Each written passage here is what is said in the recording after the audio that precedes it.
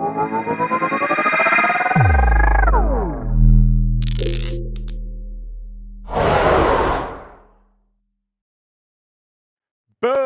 We have our next panel coming right up here. The title of this panel conversation is NFTs and the Metaverse, the most ambitious trend in crypto. To introduce and moderate this one, she has a background in computer engineering at UT Austin, computer science at UTSA, is a former consultant at USAA Bank, and has recently joined the ranks of the leading blockchain marketing agency, EAK Digital. Let's welcome the host of this panel, Cynthia Gentry. Cynthia, the panel is all yours. Thank you. Hi, my name is Cynthia Gentry, and today we're having a conversation on NFTs and the metaverse. Is this the most ambitious project in crypto? Well, it very well might be.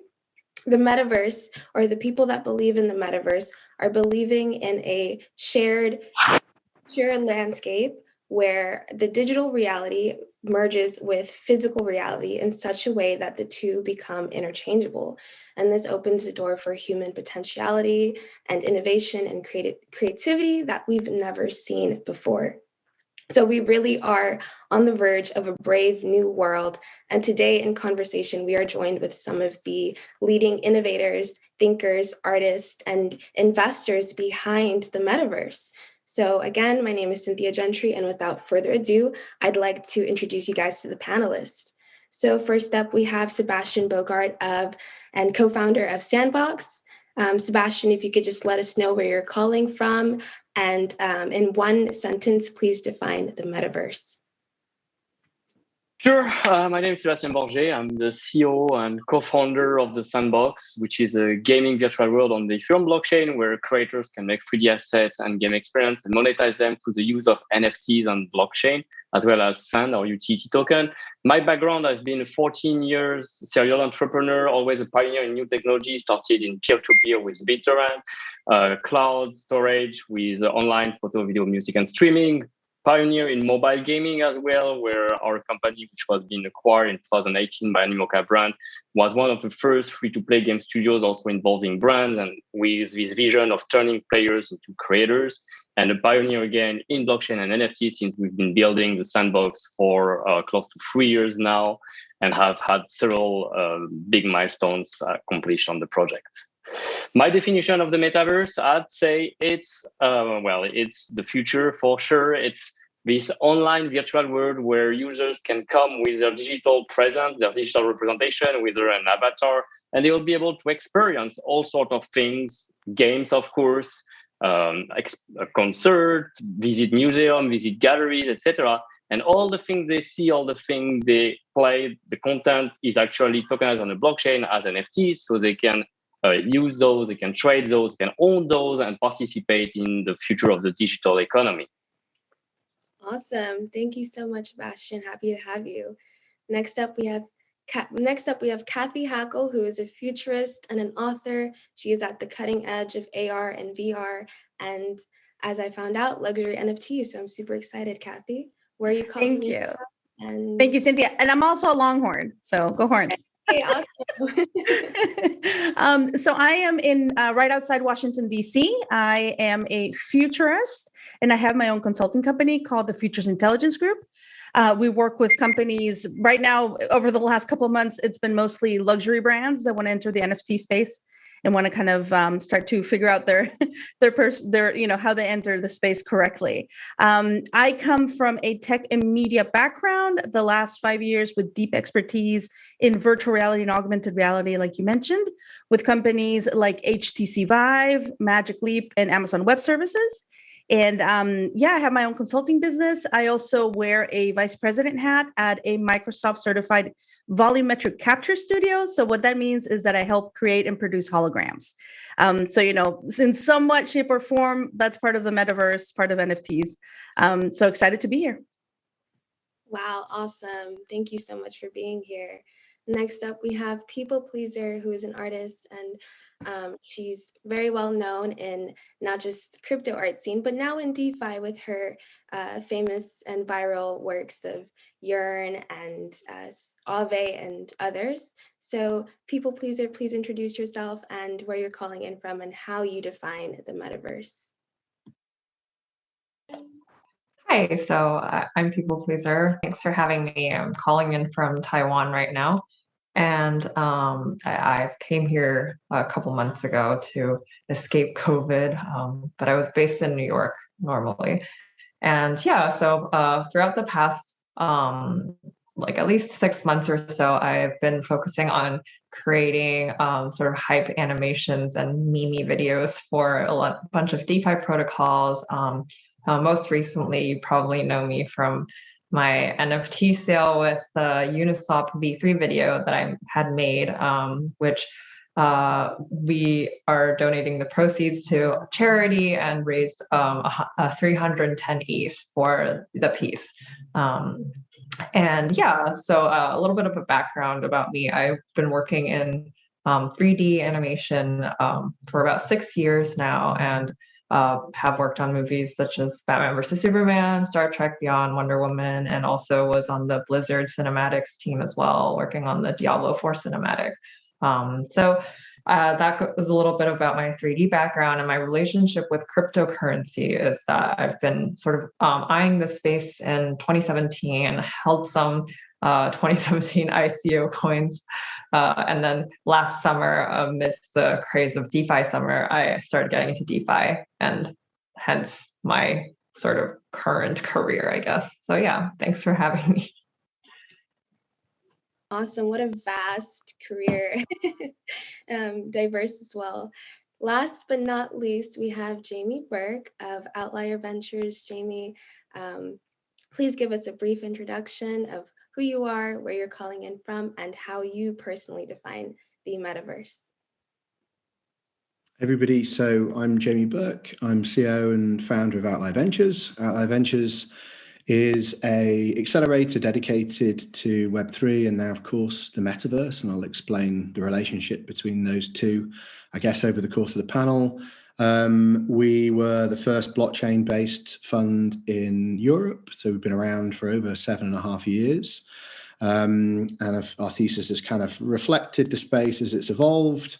The thing I guess I'll be talking about the most today is our thesis around the Open Metaverse. With our accelerator this year, we'll work with over 100 startups. I would say over half, maybe 2/3 of those will be NFT related. The other half or remaining third will be DeFi, and many of them will be a mixture of both. So I'll also be talking about the relationship between NFTs and DeFi. Oh, and the definition for the metaverse. Sorry, I forgot that.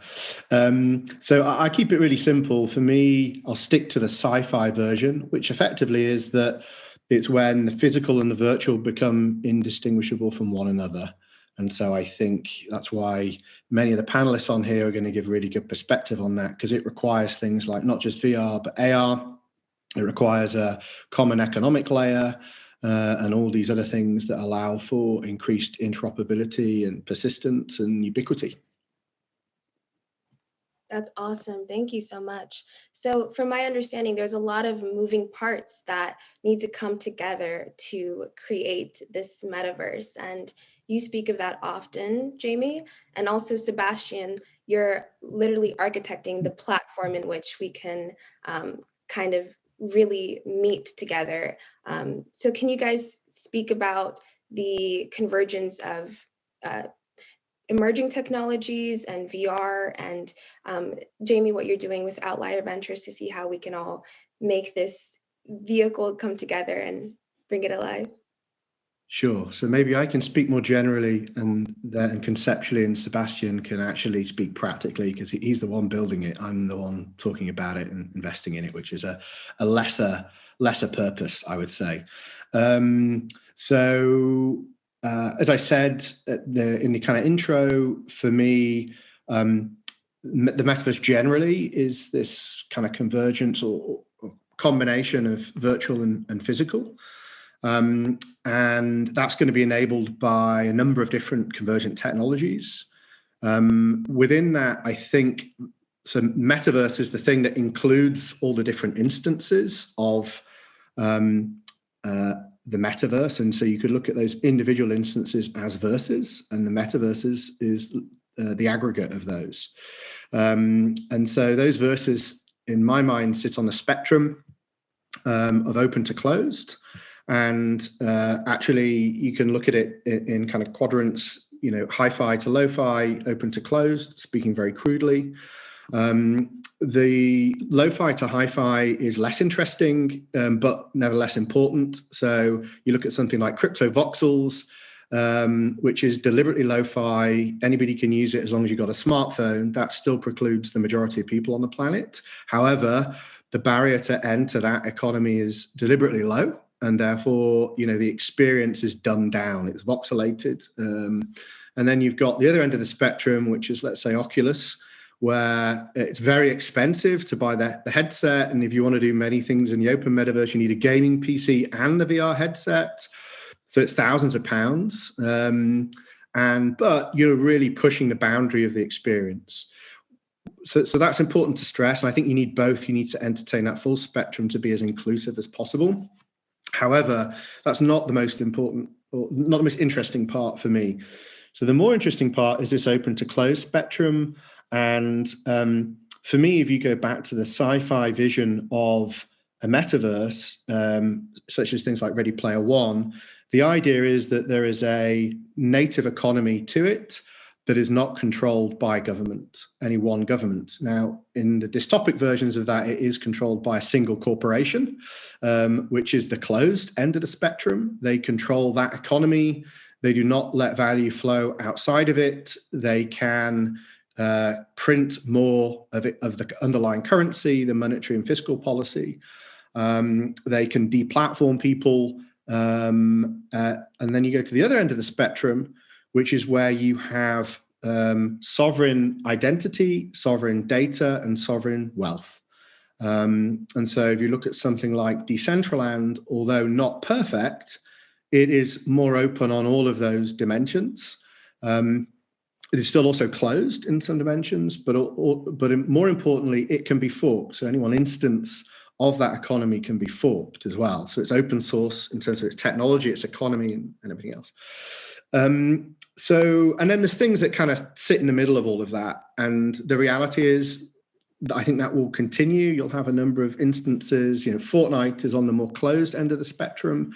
But Tim Sweeney is well aware of the open metaverse. He talks about it. I believe they're making a shift towards it, but it is turning a tanker. I think there's a lot of uncertainty about what that means to their underlying business model, which serves them very well. So I think the really interesting thing then, if you look at it in the open context, is, so an open metaverse for me is something where there is a single economic layer to the metaverse, much in the way that you could argue Bitcoin is the first native instance of money that exists on the internet. I would argue that NFTs promise the ability to have the first native social layer to the internet, not controlled or mediated by any one platform.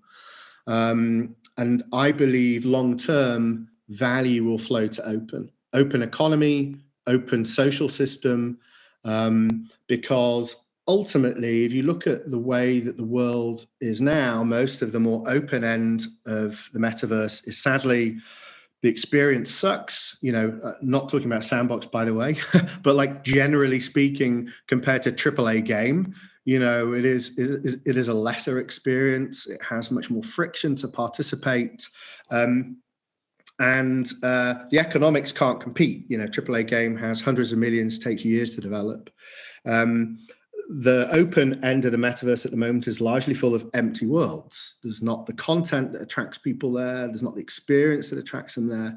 However, if you look at environments like Sebastian's building, the power of an open economic system is that it just works better for creators. Creators can be users, you can have UGC, and over time, that economic incentive to participate in the open environment and have sovereign control of wealth will far exceed any of the benefits that a single corporation can provide. So that's how I look at the space at a conceptual level. Wow, that was phenomenal. Thank you for breaking that down.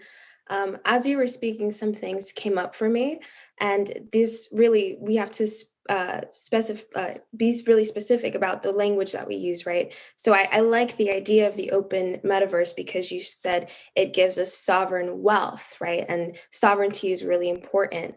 And the best demonstration of that I saw was in the utilization of DAOs, emerging again. They were super popular at one point, and then DeFi and then NFTs kind of just like took over the stage, but now they're emerging again. And I feel like that leads to accessibility because it allows for shared ownership and fractional ownership, and things like that will help us move to a more open metaverse. And someone who can speak to DAOs in relation to NFTs probably better than anyone is People Pleaser. And that economic layer is important, as you said. So just to gain some insight on where we are now, People Pleaser, do you think you can speak on like the formation of the DAO, the Pleaser DAO, and kind of walk through how that happened and where you see DAOs moving in the future? Yeah, definitely. So for those who are unaware, recently I listed one of the animations that I made for the Uniswap P3 announcement for sale as an NFT. And the unique case of this happening was that a DAO was specifically formed to purchase this NFT, which is something that had never happened before. And it all happened really quickly. And thanks to Ethereum and decentralization, this was even possible, right? They were able to raise over $750,000 worth of Ethereum and funds within 48 hours for the specific goal of purchasing the NFT. And so what's pretty interesting and that has happened here is that now this DAO has been formed, and they're taking quite a bit of initiative to spin it into something more. And their vision for it is essentially to become sort of like a patron of the non-fungible landscape, and both in terms of allocation of novel NFT assets, as well as in-house software development and funding of nascent teams. And the idea is sort of to become like a triple point DAO that focus on three components: portfolio, investments, and incubation. So, and also the idea behind this DAO is that it's currently comprised of an exclusive collective of the great minds of DeFi, and each with their own specific unique talents, knowledge, and skill sets as well. They have top tier Solidity devs in there, and also people who are masters at tokenomics, investors, and so sort of like that 3-point DAO that we were talking about. So I think, and I worked on this sort of like idea or collaboration with Graham from Mirror App back in November as well. And then he actually said that he had a thesis that if a DAO could source and curate data-rich NFTs, then that would be tradable for their community token, and then their community their token would accrue value. And so the community would then build engaging digital spaces for these NFTs, such as games and amongst other things. And then that would even further increase the DAO token value. So yeah, I think it's just a really, really crazy thing that happened there. And there's a lot of potential with basically a collective of patrons. And also sort of the aspect of incubating artists is very interesting as well. Because you can collect everybody's sort of like skill sets and powers, and then redirect that into either like an artist or somebody who is sort of like the projector of that, and then all that's kind of like a positive feedback loop for everybody who's involved. And needless to say, there's a lot of tie-ins with the NFT and metaverse scenarios here as well. So yeah, I think it's just a very exciting time to be in this space, and kind of a happy accident how this all sort of came together, of just because some super fans are interested in buying my art initially, but now it's going to become so much more than that, and that's super exciting to see. That's awesome. Yeah, it seems like crypto is a stew of just happy accidents, and we're just really an exciting time to be here. And with art specifically, I'm interested in the ways that we can use like VR and these virtual realities to host galleries. And I know Sandbox, they had a public land sale yesterday, which was awesome and successful. Congrats, Sebastian. And if you were to buy land, you could, use that land and like build an art gallery, right? And I'm interested in the ways that these virtual landscapes are going to merge more and more with the art world, or luxury fashion. And where do you guys see that happening? And do we see mainstream adoption happening within 5 years of all of these like little parts coming together? Thank you. The land sale is not still finished. There's a few auctions going on right now, so we might break new records, make new highs by the end of today, most likely. And well, you're touching on only one of the many use cases possible with virtual land and with NFTs. And also, like Jamie has mentioned before, like this multiplicity of virtual world and metaverses that all are layers of the metaverse. Definitely, they are a lot on the open-ended of the side of the spectrum, more closed. We are very familiar with many that are already running events and art galleries, Crypto Voxel, Somnium Space, etc. At Sandbox, we have chosen to focus ourselves mostly on gaming, because we do believe that gaming is one of the broadest industry, but also provides more use case, more utility behind for the NFT that will be involved for both creators on the user-generated content side and for players. And in the Sandbox virtual world, even though we are not fully launched, not yet fully public, that will be coming in a few weeks from now for the first public alpha, we are seeing in our community amazing creators, amazing artists already contributing, but doing more than just art gallery and showcasing their NFT art. They are building entities, game assets with behaviors that other creators can use to build games, experiences, adventures, stories, you name it. There are also some contributors preparing, designing wearables for avatars. What would be the representation, our representation in those virtual worlds? They are also conceiving equipment, like typically in an RPG, you have equipment that improve your skills as a player, and that equipment will allow you to go through the experience, typically with better skills, kill enemy faster, but it can go so much further in the possibilities offered by NFTs and interoperability. The NFT you wear or the game asset you own can become a ticket, a way to access unique experiences in the virtual world it was created for, or actually in any other virtual world or any other application that use this blockchain technology. And that's fantastic. Something we're seeing as well with land and virtual real estate is the formation of DAOs. It starts with DAOs of interest, like People Pleaser, which acquire an art piece together, but then broadly open the scope of what they work together onto. In Sandbox, we have now DAOs of players like Yield Gaming that are training themselves to be able to increase the earning together, more player leveraging the skills level and collecting NFTs and token as reward and distributing among all players. You can earn more than if you do that alone.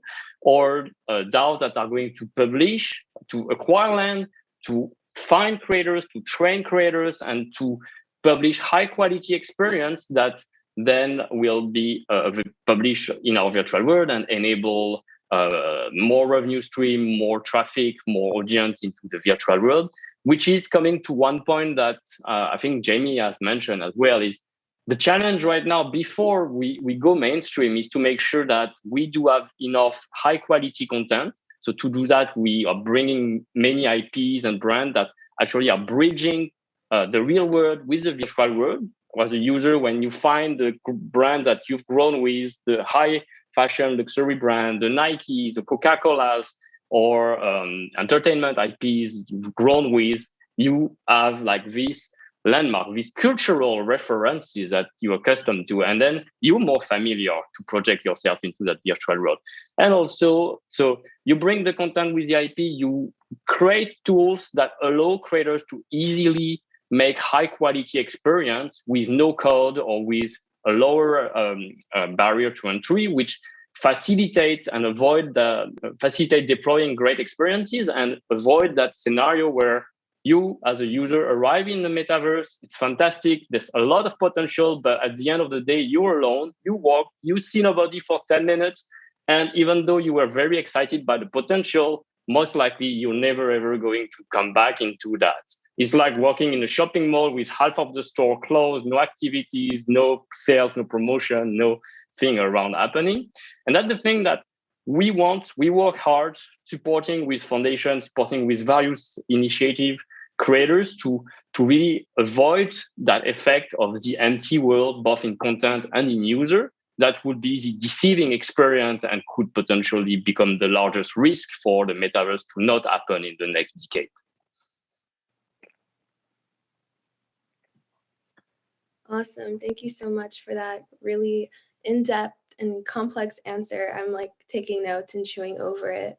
I want to ask Cathy, and I want to bring you on stage. And so you look at emerging trends for a living, right?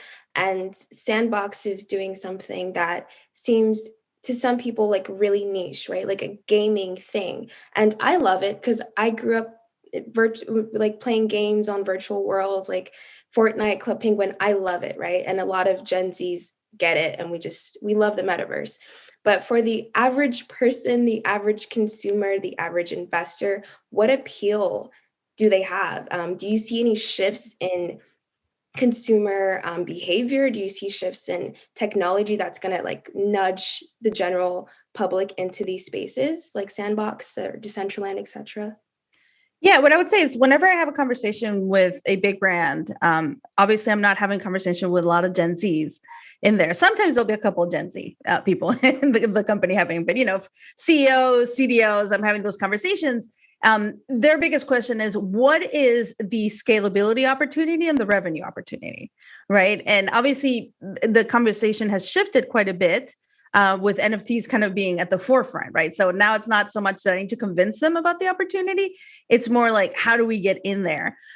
So some of the companies that I work with, like I said, are high-end luxury.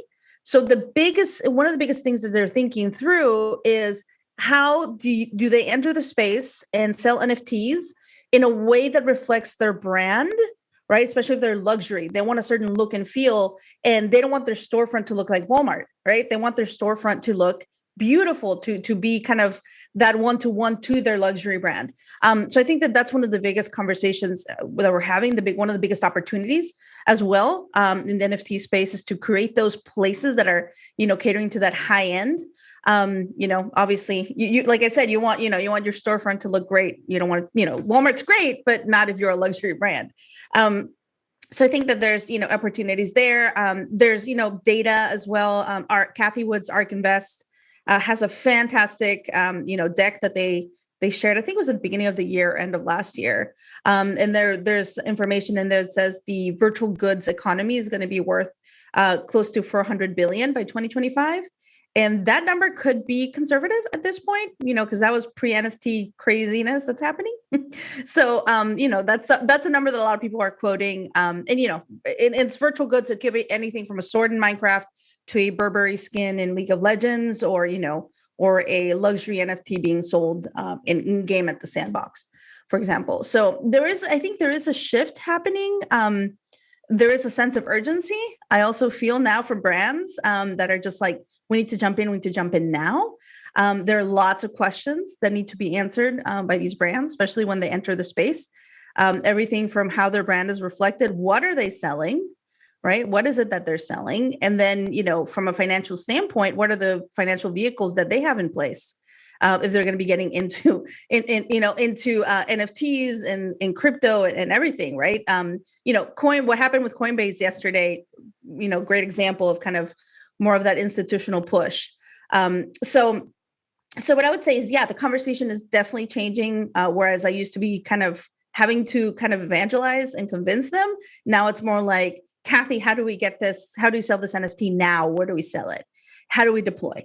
So I think that has changed and shifted. I would say, Cynthia, I do want to add something about the future and kind of where I get really excited is thinking through the NFT. And I said this to Vogue when they interviewed me for it, for a story they were doing in luxury NFTs. I said, right now it's art, right? It's art, but for fashion brands, they want to think through what is the next part? How do you get NFTs to be a true utility? Right. So I think that is kind of the part of the conversation, part of the process of what people are trying to solve. And I also think for me personally, I want to look at, I feel like the NFTs are missing that experience layer, right? And I think that's what gets me really excited. That what I think through, how can we make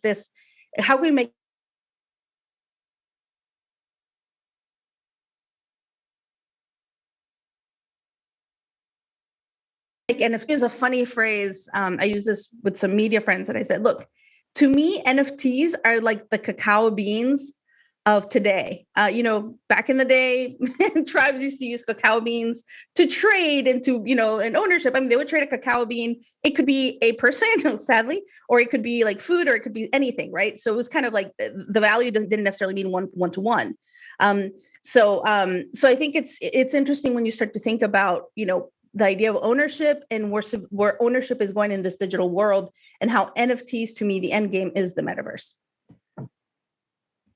I love that quote, NFTs as the end game for the metaverse. I think that is such a beautiful, basically a good way to wrap everything up that we're talking about.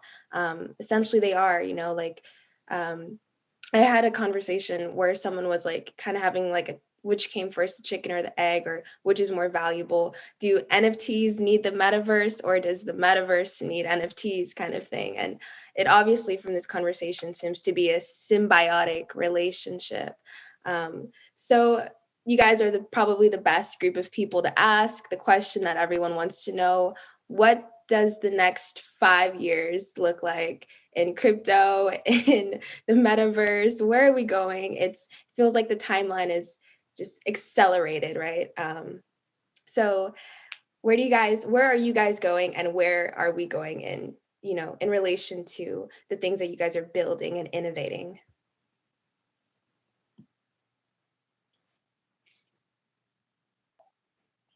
Should I go first?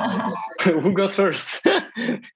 Yes. All right. So, well, I think we've been basically scrapping the surface, and like Cathy said, like when brands come and they are asking, what can I do with NFTs? The first question they ask, like, how can I sell this NFT? And I think it's the wrong question. Like, it's like a new medium, a new platform. When you enter a new platform like TikTok, Facebook, Instagram, you don't just, hey, how can I open this account? And you leave it die. Or you think with a long-term content strategy. What does it mean? What's the message? What value it gives to the audience there? Is it the same audience? What kind of content?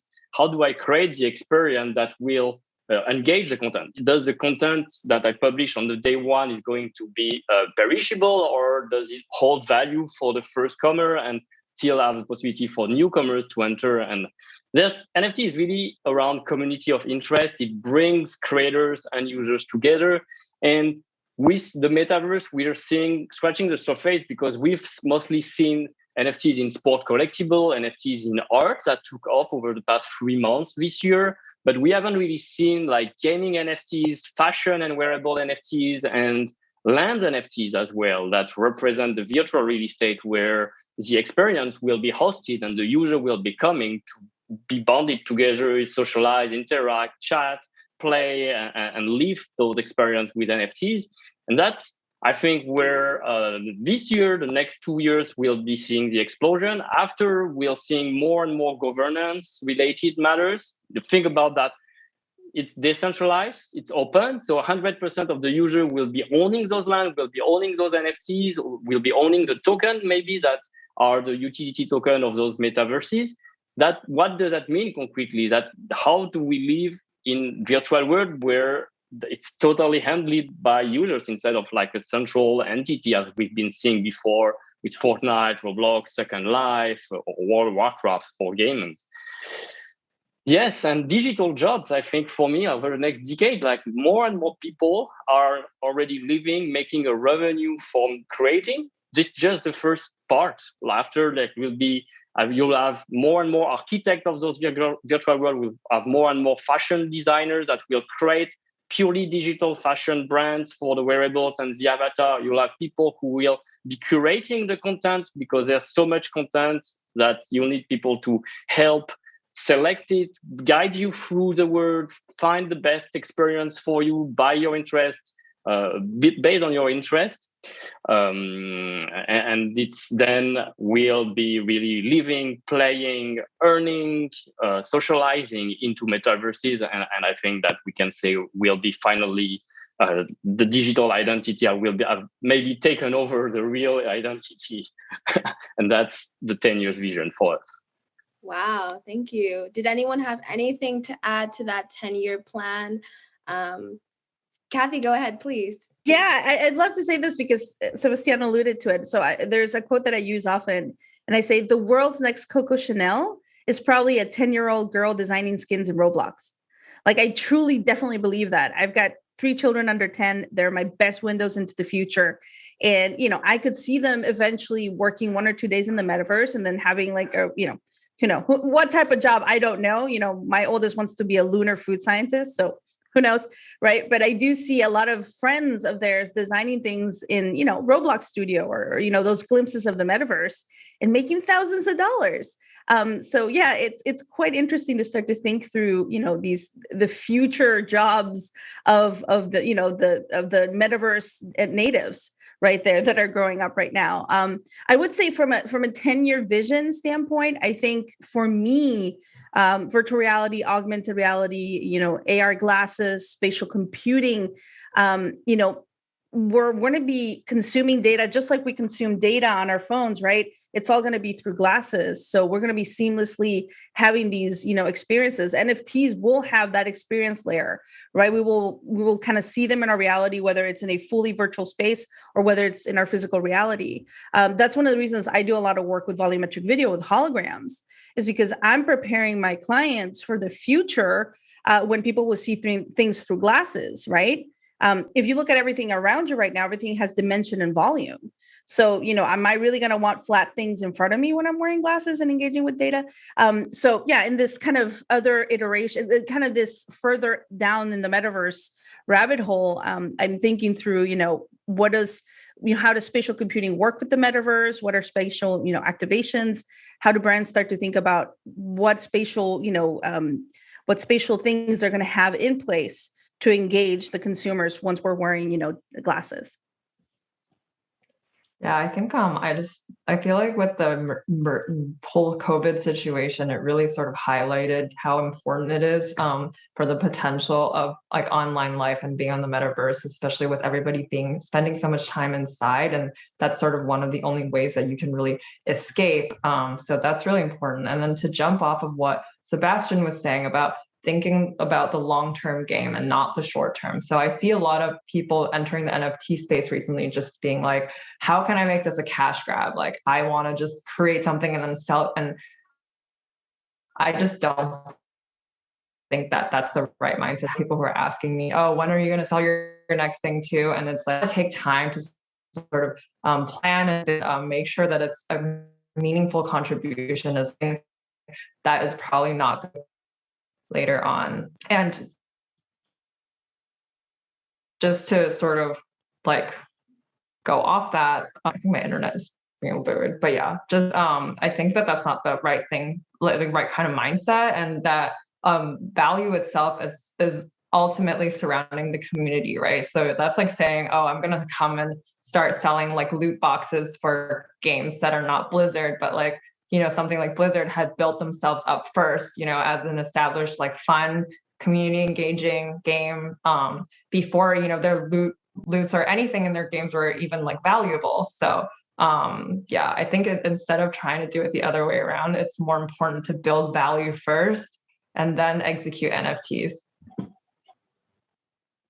Yeah, I'm happy to kind of build on that. So obviously as a VC, and especially an early stage VC, we have to think in 10-year cycles.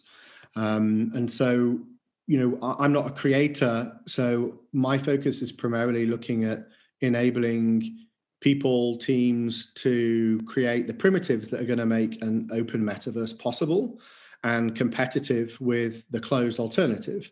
And so really, I look at that in two ways. One is the social layer and one is the economic layer. And of course, the two interact. But if you look at the social layer, and I think this has been mentioned across all the panelists really, and I think it's kind of missed because people look at NFTs at the moment, and so far they've been passive things that sit 2D images that sit in a wallet. Maybe people will look at your flexing on your OpenSea page, but that's pretty much it. But actually where NFTs are going, and I think, again, Sandbox speaks to this, is that they are atomic units of socialness in the metaverse. And when you are creating an NFT, you are starting a conversation. It's not something you broadcast. It is the beginning of a conversation, and a conversation is about committing to a dialogue. It's not about shouting into a room and then running out with a lump of cash, right? So as NFTs become more social and more experiential, I think that will become more obvious to people looking to create NFTs. I think the second part is this financial layer. And, here, well, actually, and this kind of sits in between the two, value will flow to NFTs that have utility. And again, like the more social utility you have, the more value they will have. But if I think about it in the context of the financial layer, NFTs are increasingly going to become the collateral in DeFi. Actually, DeFi is not that interesting right now. It's got some stable coins in it, and like sub 1% of crypto, or even crypto, people are bothered about DeFi. The minute that the collateral and assets that you unlock through an open metaverse, think about the billions that are currently locked in these closed platforms. You've got whole generations, especially the younger they go, who are financially excluded. So they might have hundreds, tens of thousands, hundreds of thousands, millions of dollars of digital wealth at the moment trapped in platforms that they can't take out, they can't get a mortgage on, they can't get a loan on.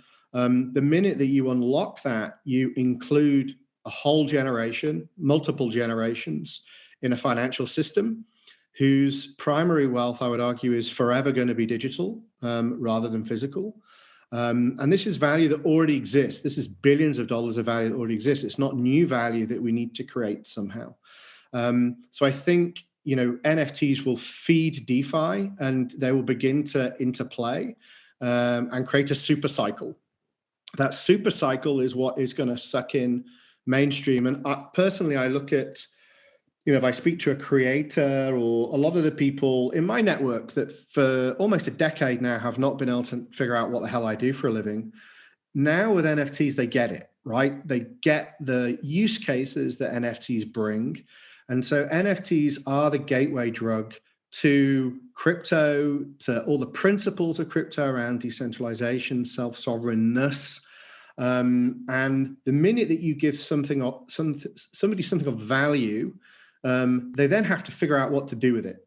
And very quickly, they then have to navigate crypto and increasingly DeFi. So NFTs are the gateway drug for mainstream into Web3 and all the things we care about. So it's a super cycle. I'm super excited about it. I think it's going to dwarf anything we've seen in crypto, whether it's this immediate cycle we're in or something that happens over the next 3 years, but it's 100x the opportunity that crypto currently is today. Thank you guys so much for that really awesome response and for this really in-depth, amazing conversation. We are short of time, we're out of time, but really quickly, can you guys give us a Instagram handle or a LinkedIn so we can find you and have this conversation online and continue to build and learn from you guys? Yeah. Oh, go on, people, please. Oh no, you can find me on Twitter as People Pleaser One, and Instagram is just People Pleaser. That's PPLELEASR. Feel free to troll me at Jamie247, 247 the number on Twitter. Outlier Ventures is outlierventures.io. If you're a startup working in the metaverse, NFTs, DeFi, we work with 100 this year, so make sure you apply to our accelerator, 3-month accelerator. That's at outlierventures.io/basecamp. Yeah, you can find me on LinkedIn. That's kind of where I share most of my information. Cathy Hackl, Hackl, Hack with an L on LinkedIn. I also have a post there where I ask people in prep for this panel their definition of the metaverse, and there's over 100 people that replied. So if anyone's really interested in kind of checking that out, definitely on LinkedIn. Very cool. Sandbox.game, that's the website. On Twitter, The Sandbox Game, and myself, Bourget Sebastian, on Twitter as well. Thank you. Jump into the metaverse. It's the best time to get in. Awesome. Well, thank you guys so much for this conversation. I'm going to give it back to EAK Digital. Thank you for having me, and look forward to continuing this conversation on LinkedIn, Twitters, and diving more into the metaverse. Thanks, everyone.